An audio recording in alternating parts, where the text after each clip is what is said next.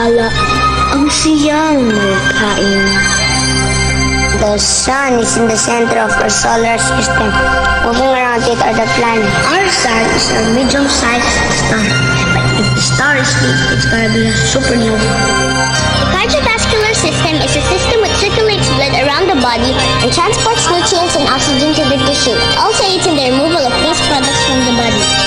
Kiko, James, and Shira. Creative, eager to learn.